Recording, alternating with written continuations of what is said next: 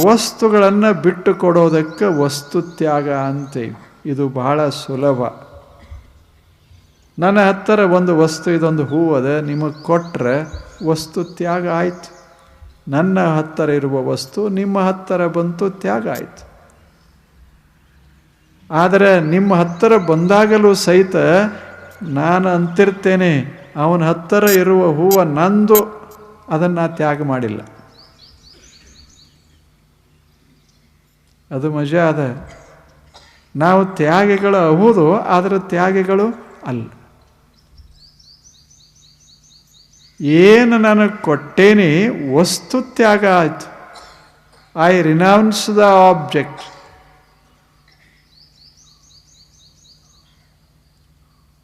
ನಾನು ವಸ್ತುವನ್ನು ಬಿಟ್ಟೆ, ಆದರೆ ಬಿಟ್ಟರೂ ಕೂಡ ಇದು ನನ್ನದು ಅಂತನ್ನೋದೇನು ಒಳಗೆ ಉಳಿತಲ್ಲ, ಅದು ತ್ಯಾಗ ಆಗಲಿಲ್ಲ. ವಸ್ತುವಿನ ಭಾವ, ಮಮ ಭಾವ ತ್ಯಾಗ ಆಗಲಿಲ್ಲ, ಉಳಿತು ಅಷ್ಟೆ. ಆದ್ದರಿಂದಲೇ ತಾಪ. ನಾನು ಮಂದಿಗೆ ಹೇಳ್ಕೊತ ಹೋಗ್ತೇನೆ, ಅವನ ಹತ್ತಿರ ಏನದ ಅಲ್ಲ ಅದು ನಂದು, ಅವಾಗೆಷ್ಟು ತಾಪ ಶುರುವಾಗ್ತದೆ. ಇದು ಪ್ರಪಂಚದ ತಾಪಕ್ಕೆ ಕಾರಣ. ವಸ್ತುವನ್ನು ತ್ಯಾಗ ಮಾಡಿದ ಹಾಗೆ ಮಮಭಾವವನ್ನು ಯಾವಾಗ ಕೊಟ್ಟೆ, ನಂದು ಅಲ್ಲ ಅಂತ ನಾನು ಭಾವಿಸಿ ಬಿಟ್ಟರೆ ಮಮ ಹೋಯಿತು. ಇದು ಮಮ ತ್ಯಾಗ, ಇದು ಮಮ ಭಾವ ತ್ಯಾಗ. ಇದು ಬಹಳ ಮಹತ್ವದ್ದು. ಇರಬೇಕು, ವಸ್ತು ಇರಬೇಕು, ನನ್ನದಲ್ಲ. ಈಗ ನಾನು ಕೊಟ್ಟೇ ಇಲ್ಲ, ಇಲ್ಲದ ನಂದಲ್ಲ ಅಂತ ತಿಳಿದೆ. ವಸ್ತು ಕೊಟ್ಟಿಲ್ಲ, ಆದರೆ ನಂದಲ್ಲ ಅಂತ ತಿಳಿದ ಬಳಿಕ ಇದು ತ್ಯಾಗವೇ. ವಸ್ತು ಕೊಟ್ಟಿಲ್ಲ, ಅದರ ತ್ಯಾಗ. ಇದು ಶ್ರೇಷ್ಠವಾದ ತ್ಯಾಗ. ನೀವು ಮನೆ ಬಿಡಬೇಕಾಗಿಲ್ಲ, ಮನೆ ನಂಬುದ ಖಾಯಂ ಅಲ್ಲ ಅಂತ ತಿಳಿದು ಬಿಟ್ಟರೆ ಅದು ತ್ಯಾಗವೇ, ಬಹಳ ದೊಡ್ಡ ತ್ಯಾಗ. ಮನೆಯನ್ನು ಯಾರಿಗಾರ ಕೊಟ್ಟು ಊರು ತುಂಬ ನಾನು ಮನೆ ನಂದ ಅಂತ ಹೇಳ್ಕೋತ ತಿರುಗಾಡಿದರೆ ಹುಚ್ಚಾಗ್ತಾನ ಮನುಷ್ಯ. ತ್ಯಾಗ ಯಾವುದು ಅಂದರೆ ವಸ್ತು ತ್ಯಾಗ. ಯಾವುದು ನಂಬುದು ಈ ಜಗತ್ತಿನಲ್ಲಿ? ಕಸ್ಯ ಸ್ವಿಧನಂ ತೇನ ತ್ಯಕ್ತೇನ ಭುಂಜಿತಾಹ. ಯಾರ್ದಿದು ವಸ್ತು? ನನ್ನದು ಅಂತ ಯಾವ್ಯಾವ ವಸ್ತುವಿಗೆ ನಾನು ಹೇಳ್ತೇನೆ ಆ ವಸ್ತು ನನ್ನದೇ. ಸುಮ್ಮನೆ ಪ್ರಶ್ನೆ ಕೇಳೋದು, ಈಸ್ ಇಟ್ ಮೈನ್? ಯಾವುದೇ ವಸ್ತು ತಗೊಳ್ಳಿ. ಇದು ಟೇಬಲ್, ನಾನಂತೇನೆ ನಂದು ಅಂತ. ಟೇಬಲ್ ಹೇಳೋದಿಲ್ಲ ಇದು ನಿಂದು ಅಂತ. ಯಾರ್ದಾದ್ರೆ ಏನಾಯಿತು? ನಾವು ಬಳಸೋರೇ ವಿನಃ ಮಾಲೀಕರು ಯಾರೂ ಈ ಜಗತ್ತಿನಲ್ಲಿ ಇಲ್ಲ. ಭೂ ಮಾಲೀಕರು ಅಂತದಲ್ಲ, ಅದು ಇಲ್ಲ. ಭೂ ಬಳಕೆದಾರರು. ನಾವೆಲ್ಲರೂ ಬಳಕೆ ಮಾಡೋರು. ಮಾಲೀಕರಂತ ಈ ಜಗತ್ತಿನಾಗ ಯಾರ್ಯಾರೂ ಇಲ್ಲ. ಆ ಭೂಮಿ ನಮಗೆ ಹೇಳ್ತದೇನು? ನಮ್ಮ ಮಾಲೀಕ ಇವ, is a land lord, is my master ಅಂತ ಎಲ್ಲಾದರೂ ಹೇಳ್ತದೆ. ಅಥವಾ ನಾನು ಹೋದೆ ಅಂತ ತಿಳ್ಕೊಳ್ಳಿ, ನಮ್ಮ ಮಾಲೀಕ ಹೋದ ಅಂತ ಒಂದು ಕಣ್ಣೀರ ಸುರಿಸ್ತದೇನು? ಅದಕ್ಕೆ ಗೊತ್ತೇ ಇಲ್ಲ ನೀ ಯಾರು ಅಂತದದು ಮಾಲೀಕ.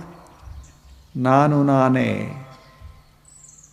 ನಾನು ಜಗತ್ತಿಗಿಕ್ಕಿದ ಇದು ಒಡವೆ, ಇದೆಲ್ಲ ಜಗತ್ತಿನದು. ನಾವು ಬಂದವರು. ಪಂಚತಾರ ಹೋಟೆಲ್ಗೆ ನಾವು ಹೋಗಿರ್ತೇವೆ, ಹೋಗೋದಲ್ಲೇನೆ ಬೆಂಗಳೂರಿಗೆ ಮುಂಬೈಗೆ ಹೋಗಿರ್ತೇವೆ. ಪಂಚತಾರ ಸಪ್ತಚಾರ ಎಲ್ಲ ಹೋಗ್ತೇವೆ. ಅದೆಲ್ಲ ನಾವು ಮಾಲೀಕರಂಗೆ ಇರ್ತೇವೆ, ಆದರೆ ನಾವು ಮಾಲೀಕರಲ್ಲ. ಅವ್ರು ನಮಗೆ ಸೆಲ್ಯೂಟ್ ಹಾಕ್ತಾರೆ, ನಾವು ರಾಜ ಅಂತ ಭಾವಿಸ್ತೇವೆ, ಆದರೆ ಖಾಯಂ ರಾಜರಲ್ಲ. ಎಷ್ಟು ನಿಮಿಷ ಅಷ್ಟೆ. ಒಂದು ಸೆಲ್ಯೂಟ್ ಹಾಕಿದ್ರು ಒಂದು 100 ರೂಪಾಯಿ ಹೋದು ಅಂತ ಅದರ ಅರ್ಥ ಅಷ್ಟೆ. ಎಲ್ಲದೆ ಜಗತ್ತೆಲ್ಲ ನಮಗೇನು ವಂದಿಸ್ತದೆ? ಇದೇನು ಖಾಯಂ ವಂದನೆ ಏನು? ಅದು ಖರ್ಚಿನ ವಂದನ. ಹಾಗೆ ಒಂದು 4 ದಿವಸ ಅಲ್ಲಿ ಇದ್ದೇವೆ ಅಂದರೆ ಆ ಕೋಲಿಯ ಮಾಲೀಕರ ನಾವೇ, ನಮ್ಮ ಕೈಯೊಳಗೆ ಅದರದ್ದು ಕೀಲಿ, ನಾವು ಬೇಕಾದಂಗೆ ಬಳಸಬಲ್ಲೆವಿ. ಆದರೆ 4 ದಿವಸ ನಾವು ಮಾಲೀಕರ ಹೌದು, ಆದರೆ ಅಲ್ಲ, ನಾವು ಬಂದವರು. ಹಾಗ ಈ ಜಗತ್ತ ಇದು ಸಪ್ತತಾರ ಅಲ್ಲ, ಇದು ಸಹಸ್ರತಾರ. ಈ ಜಗತ್ತ ಇಲ್ಲಿ ಎಷ್ಟು ಅದ್ಭುತ ವಸ್ತುಗಳದಾವ. ಅದು ಒಂದು ಈಟ 10 ಫೂಟದ ಕೋಣೆ, ಇದು ಲಕ್ಷ ಲಕ್ಷ ಕಿಲೋಮೀಟರ್ಗಳ ವಿಸ್ತಾರ. ಇದೆಂಥ ಅದ್ಭುತ ಹೋಟೆಲ್. ಇದು ನಮ್ಮದು, 100 ವರ್ಷ ನಮ್ಮದು. ಪುಕ್ಕಟ ಬಂದೇವಿ, ನಾವು ಏನೂ ಮಾಡಬೇಕಾಗಿಲ್ಲ. ಆದರೆ ನಮ್ಮದು ಅಲ್ಲಾರ್ದಂಗೆ, ನಮ್ಮದತ್ತು ಹೇಳಲಾರ್ದಂಗೆ ಇದ್ದು ಬಿಟ್ಟರೆ ನಾವೆಲ್ಲರೂ ಮಿತ್ರರಾಗಿ ಬದುಕ್ತೇವೆ, ಇಲ್ಲವೇ ಶತ್ರುಗಳಾಗಿ ಬಿಡ್ತೇವೆ. ಇದೆಲ್ಲ ನಾನು ಬಂದವನೇ, ನೀವು ಬಂದವರೇ, ಎಲ್ಲರೂ ಬಂದವರೇ. ಆನಂದವಾಗಿ ಬಾಳಬೇಕು, ಬದುಕಬೇಕು, ಈ ಜಗತ್ತಿನೊಳಗೆ ಬದುಕಬೇಕು. ಇಂಥ ಸುಂದರವಾದಂಥ ಜಗತ್ತ, ಇಲ್ಲಿ ವಸ್ತುವಿನ ಮಾಲೀಕರು ನಾವಲ್ಲ. ನನ್ನದು ಅಂತ ಈ ಜಗತ್ತಿನೊಳಗೆ ಯಾವುದೂ ಇಲ್ಲ. ನಾವೇನು ಮಾಡೋದು ಅಂದರೆ ವಸ್ತುಗಳನ್ನು ಚೆನ್ನಾಗಿ ಬಳಸೋದು, ಅದನ್ನು ಚೆನ್ನಾಗಿ ಇಡೋದು, ಬಿಟ್ಟು ಹೋಗುವಾಗ ಅವು ಸುಂದರವಾಗಿಯೇ ಇರಬೇಕು. ನಾವು ಬರೋಕ್ಕಿಂತ ಮೊದಲು ಹೆಂಗಿದ್ದುವೋ ಅದಕ್ಕಿಂತ ಚೆನ್ನಾಗೇ ಇರಬೇಕು. ಅದು ನಮ್ಮ ಸಂಸ್ಕೃತಿ, ಅದು ಸಂಸ್ಕೃತಿ. ಈಗ ನಾನು ಬಂದೇನೆ, ಹೋಗುವಾಗ ಎಲ್ಲ ಇದನ್ನು ಕೆಡಿಸಿ ಹೋದೆ ಅಂದರೆ ಅದು ನನ್ನ ಕೆಟ್ಟ ಸಂಸ್ಕೃತಿ. ಹೋಗುವಾಗ ಈಗ ಹೆಂಗದ ಹೀಗೆ ಬಿಟ್ಟು ಚೆನ್ನಾಗಿ ಹೋದೆ ಅಂದರೆ ಅದು ಒಳ್ಳೆಯ ಸಂಸ್ಕೃತಿ. ಸಂಸ್ಕೃತಿ ಅಂದರೆ ಇಷ್ಟ. ಜಗತ್ತಿಗೆ ಬರೋಕ್ಕಿಂತ ಮೊದಲು ಜಗತ್ತು ಸುಂದರ ಇತ್ತು. ನಾನು ಹೋಗುವಾಗ ಜಗತ್ತು ಕೆಟ್ಟಿತು ಅಂದರೆ ನನ್ನ ಸಂಸ್ಕೃತಿ ಸರಿ ಇಲ್ಲ ಅಂತ ಅದರ ಅರ್ಥ. ಈ ನಿಸರ್ಗವನ್ನು ಕೆಡಿಸಬಾರದು, ಈ ನೀರನ್ನು ಕೆಡಿಸಬಾರದು, ಈ ಭೂಮಿಯನ್ನು ಕೆಡಿಸಬಾರದು. ಯಾಕೆ? ಇದು ನಮ್ಮದಲ್ಲ, ಇದು ಎಲ್ಲರದು, ಜಗತ್ತಿನದು, ಇದು ವಿಶ್ವದ್ದು. He is the master of the world, who has given a shape to this world. ಆತ ದೇವರು, ಆತ ಇದರ ಒಡೆಯ. ಯಾರು ಇದಕ್ಕೆ ರೂಪ ಕೊಟ್ಟಾರ, ಯಾರ ಇದನ್ನು ಸುಂದರಗೊಳಿಸ್ಯಾರ, ಇಷ್ಟೆಲ್ಲ ವೈವಿಧ್ಯಪೂರ್ಣ ಜೀವ ಜಂತುಗಳನ್ನು ನಿರ್ಮಿಸಿದಾರ, ಆತ ದೇವರು, ಆತ ಒಡೆಯ. ಇದು ನನ್ನದಲ್ಲ. ಇದು ಎರಡನೇ ತ್ಯಾಗ, ಮಮತ್ಯಾಗ. ಮೊದಲನೇದ್ದು ವಸ್ತುತ್ಯಾಗ, ಎರಡನೇದ್ದು ಮಮತ್ಯಾಗ. ಆ ಬಳಿಕ ಮೂರನೇದ್ದು ಅಹಂ ತ್ಯಾಗ.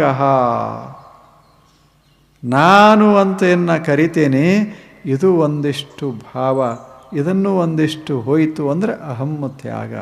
ಹೇಳ್ತಾರಲ್ಲ, ಏನಪ್ಪ ಇವರೇ ಮಾಡಿದವರು ಅಂದ ಕೂಡಲೇ ಹೌದು ನಾನೇ ಮಾಡ್ದವ ಅಂತಿನಲ್ಲ, ಇದನ್ನು ತ್ಯಾಗ ಮಾಡೋದು. ನಾನೇನದ ಹೇಳಿ, ಎಲ್ಲರ ಅನುಕೂಲತೆ, ಎಲ್ಲರೂ ಸಹಕಾರ, ಜಗತ್ತು ನನಗೆ ಅನುಕೂಲ ಆಗಿ ನಿಲ್ತದೆ, ಒಂದು ಕೆಲಸ ನಾ ಮಾಡ್ತೀನಿ. ಈಗ ಒಂದು ಗಿಡ ಹಣ್ಣು ಕೊಡಬೇಕಾದ್ರೆ ಅದೇ ಕೊಡ್ತದೇನು? ಕೆಳಗೆ ಮಣ್ಣ,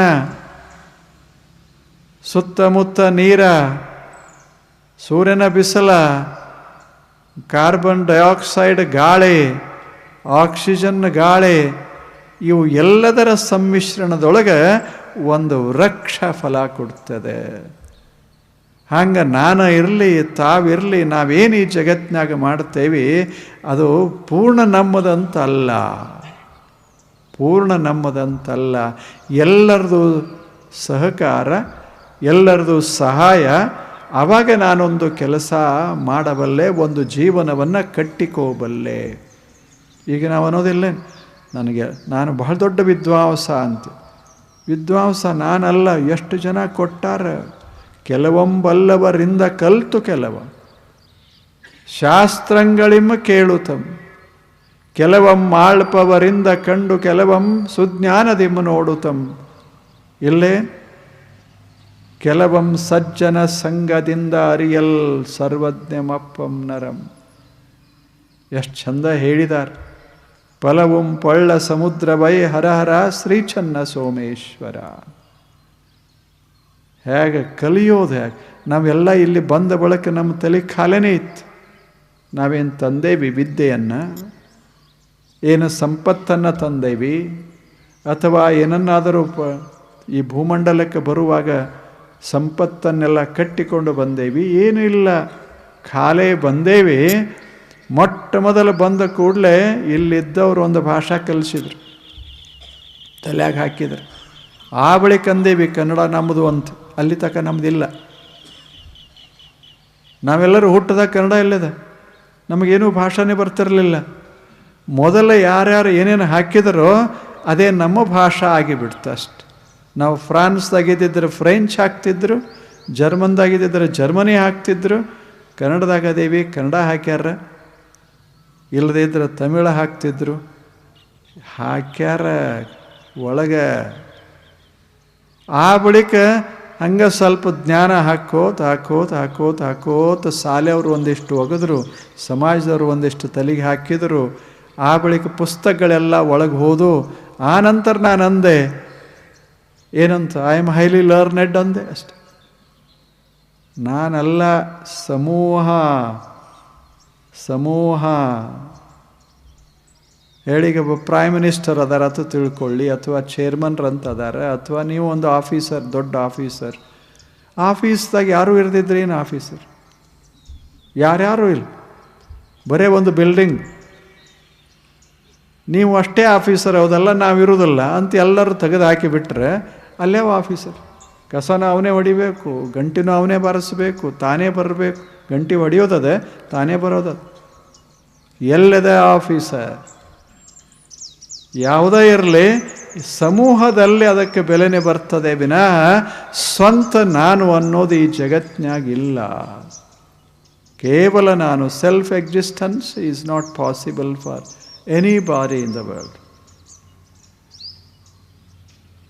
My existence depends upon the existence of so many objects in this world. ಅಲ್ಲವೇನು ಹೇಳಿ? ನಾನು ಎಲ್ಲದರ ಮೇಲೆ ಅವಲಂಬಿಸಬೇಕಾಗ್ತದೆ. ಒಂದು ಕ್ಷಣ ಗಾಳಿ ಸರಿತು, ನಾವು ಹೋದೆವು. ನಾವೆಲ್ಲ ಬಹಳ ದೊಡ್ಡವರೇ ಇರ್ಬೋದು, ಭಾರಿ ದೊಡ್ಡವರು. ಆದರೆ ಏನು ಮಾಡೋದು? ಗಾಳಿ ಅಂತದೆ, ಸುಮ್ಮನೆ ಅದು ಅಂತದ. ನೀ ದೊಡ್ಡವಲ್ಲ, ಬಹಳ ಒಳ್ಳೆಯದು, ನಾನು ಇನ್ನೊಳಗೆ ಹೋಗುವುದಿಲ್ಲ. ಏನು ಉಳಿತದಲ್ಲೇ? ಮುಗಿದು ಹೋಯಿತು. ಸಮಾಜದಾಗ ಭಾರಿ ದೊಡ್ಡವರು ಇರಬಹುದು, ನಿಸರ್ಗದಾಗ ಯಾವುದಲ್ಲ. ನಿಸರ್ಗದಾಗ ಯಾವ? ಇದನ್ನು ತಿಳ್ಕೊಂಡ್ರೆ ನಾನು ಅನ್ನೋದು ತ್ಯಾಗ ಆಗ್ತದಲ್ಲ, ಇದಕ್ಕೆ ಅಹಂ ತ್ಯಾಗ. ಇವೇ ಮೂರು ತ್ಯಾಗ. ವಸ್ತುವನ್ನು ಬಿಡೋದು, ಪ್ರಸಂಗ ಬಂದಾಗ ವಸ್ತುವನ್ನು ಬಿಡಬೇಕಾಗ್ತದೆ, ಸುಮ್ಮನೆ ಬಿಟ್ಟು ಬಿಡೋದು. ಎರಡನೇದ್ದು ಮಮ, ಇದು ನಂದು ನಂದು ನಂದು ಅಂತದಲ್ಲ, ಇದನ್ನು ಒಂದಿಷ್ಟು ಬದಿಗೆ ಸರಿಸೋದು. ಆ ಬಳಿಕ ನಾನು ಅಂತದಲ್ಲ, ಅದೊಂದಿಷ್ಟು ಕಡಿಮೆ ಮಾಡಿಕೊಳ್ಳೋದು. ಇಷ್ಟು ಕಡಿಮೆ ಮಾಡಿ ಮತ್ತೆ ಇಲ್ಲೇ ಬಳಸಿ ಬದುಕೋದು. ಅದು ಜೀವನ, ಬಹಳ ಸುಂದರವಾದ ಜೀವನ. ಆವಾಗ ಹೋರಾಟ ಕಡಿಮೆ ಆಗ್ತದೆ, ತಾಪ ಕಡಿಮೆ ಆಗ್ತದೆ, ಚಿಂತೆ ಕಡಿಮೆ ಆಗ್ತದೆ. ಅದು ಜೀವನ, ಆಧ್ಯಾತ್ಮಿಕ ಅದ್ಭುತವಾದಂಥ ಜೀವನ. ಅದೆಷ್ಟು ಸುಂದರವಾಗಿರುತ್ತೆ. ಇದು ಬಹಳ ಅದ್ಭುತ ಜೀವನ.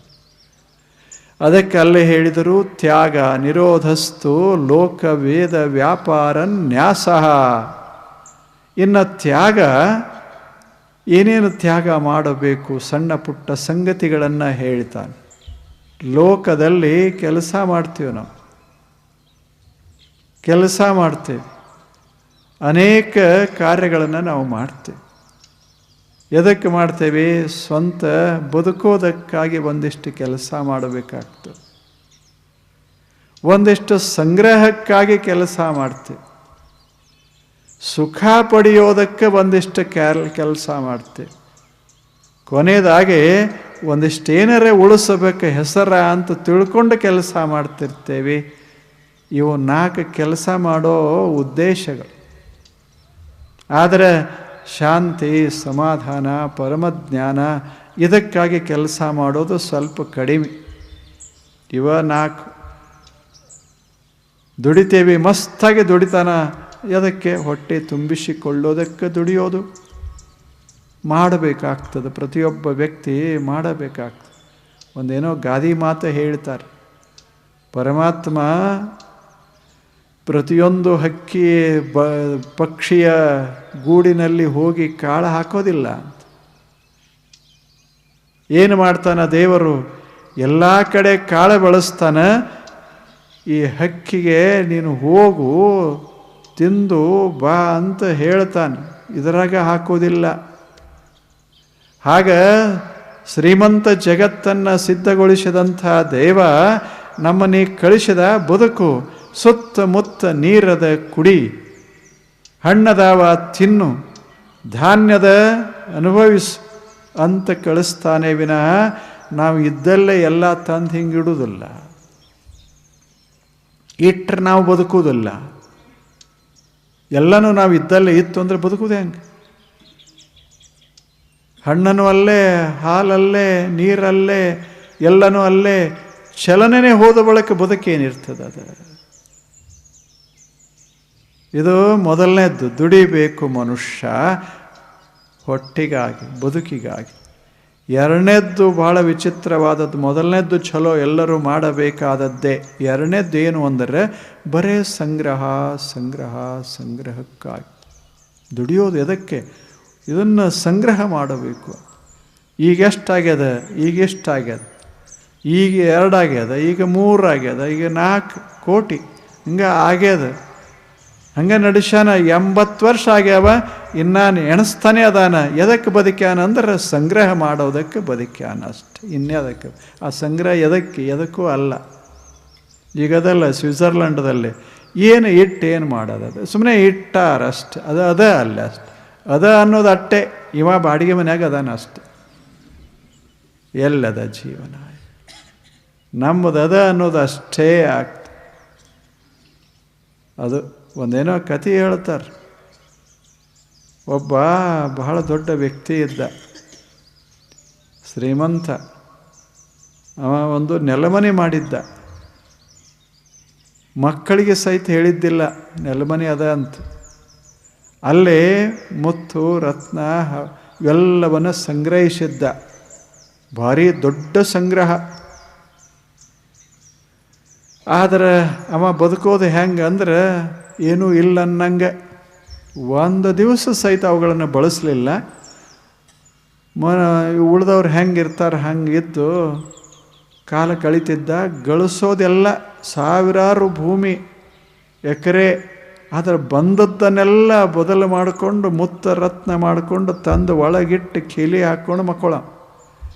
ಹಿಂಗೆ ದಿವಸಗಳೇ ಹಾದು. ಒಂದು ದಿವಸ ಸಾವು ಸಮೀಪ ಬಂತು. ಅವನಿಗೆ ಅನ್ನಿಸ್ತು ನಾ ಇನ್ನು ಹೋಗ್ತೇನೆ ಅಂತ. ಕೆಳಗೆ ಸಂಪತ್ತ ತುಂಬ್ಯದ, ಮ್ಯಾಲ ಮಾಲೀಕ ಹೊರಟಾನ. ತನ್ನ ಇಡೀ 100 ವರ್ಷದ ಜೀವನ ಎದಕ್ಕೆ ಬಳಸ್ಯಾನಂದ್ರೆ ಸಂಗ್ರಹ ಮಾಡಕ್ಕೆ ಬಳಸ್ಯಾನ. ಅವಾಗ ಅನ್ನಿಸ್ತು ನಾನು ಇಷ್ಟೆಲ್ಲ ಮಾಡಿದೆ, ನಾನು ಒಬ್ಬನೇ ಹೋಗೋದು ಹೇಗೆ ಈಗ ಅನ್ನಿಸ್ತು. ಅದಕ್ಕೇನು ಮಾಡಬೇಕು ಅಂದ್ರೆ ನೆಲಮನೆಯಾಗಿ ಹೋಗಬೇಕು, ಅದರ ಮಧ್ಯದಲ್ಲಿ ದೇಹ ಬಿಟ್ಟು ಬಿಡಬೇಕು ಅಂತ. ಒಳಗೆ ಹೋದ, ಕೀಲಿ ತಾನೇ ತೆಗೆದ. ರಾತ್ರಿ ಕಾಲ, ಮಕ್ಕಳಿಗೇನೂ ಗೊತ್ತಿಲ್ಲ. ಒಳಗೆ ಹೋದ, ಅಲ್ಲೊಂದು ದೀಪ ಉರಿತಾ ಇತ್ತು. ಅದರ ಮಧ್ಯ ಕೂತ. ಸುತ್ತಮುತ್ತ ಅದ್ಭುತವಾದ ಸಂಪತ್ತ. ಆದರೆ ಕೂತು ನೋಡ್ತಾನೆ, ಇದೆಲ್ಲ ಮಾಡಿದೆ, 80 ವರ್ಷ ದುಡಿದೆ, ಇಷ್ಟೆಲ್ಲ ಮಾಡಿದೆ. ಆದರೆ ಏನು ಮಾಡೋದು ಇಂದ ನಾನು ಹೊರಟೆ, ಇದಿಲ್ಲೇ ಉಳಿತು ಅಂದ. ನನ್ನ ಇಡೀ ಜೀವನವನ್ನು ಬಳಸಿದ್ದು ಅದಕ್ಕೆ ಅಂದರೆ ಸಂಗ್ರಹ ಮಾಡೋದಕ್ಕಾಗಿ. ಯಾವ ಸಂಗ್ರಹ ನನಗೆ ಉಪಯೋಗ ಇಲ್ಲ ಆ ಸಂಗ್ರಹವನ್ನು ಮಾಡದೆ ಅಷ್ಟೆ. ಇದು ಕೆಲವು ಜನರಲ್ಲಿರುವಂಥ ಮನಸ್ಥಿತಿ. ಇದು ನಮ್ಮಲ್ಲಿ ಬಹಳ ಜನರಲ್ಲಿ ಇರ್ತದೆ. ಕೆಲವರು ಹಂಗೆ ಮುತ್ತು ರತ್ನ ಸಂಗ್ರಹ ಮಾಡ್ತಾರೆ, ಕೆಲವರು ಬಟ್ಟೆ ಬರೆ ಸಂಗ್ರಹ ಮಾಡ್ತೇವೆ, ಕೆಲವರು ಪಾಂಡೆ ಸಂಗ್ರಹ ಮಾಡ್ತೇವೆ. ಮನೆ ತುಂಬ ಭಾಂಡೆಗಳಿರ್ತಾವೆ, ಒಂದು ದಿವಸ ತೆಗೆದಿಲ್ಲ ಬಳಸಿಲ್ಲ, ಆದರೆ ಭಾರಿ ಅದು ಇಲ್ಲೇನು. ಕೆಲವು ಮನೆಗಳಲ್ಲಿ ಪುಸ್ತಕಗಳ ಸಂಗ್ರಹ ಮಾಡಿರ್ತೇವೆ, ನೂರಾರು ಸಾವಿರಾರು ಪುಸ್ತಕ ಒಂದು ದಿವಸ ತೆಗೆದಿಲ್ಲ. ಜಾಡಿಸೋದದ ಇಲ್ಲಿ ಪುಸ್ತಕ ಅದಾವಂತ ತಿಳ್ಕೊಳ್ಳೋದದ ಅಷ್ಟೇ. ಒಂದು ದಿವಸ ಒಂದು ಪುಸ್ತಕ.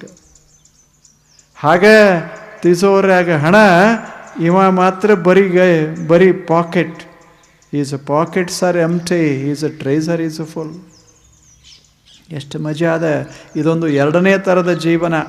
ಬದುಕೋದು ಎದಕ್ಕೆ ಅಂದರೆ ಸಂಗ್ರಹ ಮಾಡೋದಕ್ಕಾಗಿ ಬದುಕೋದು, ಸಂಗ್ರಹಕ್ಕಾಗಿ.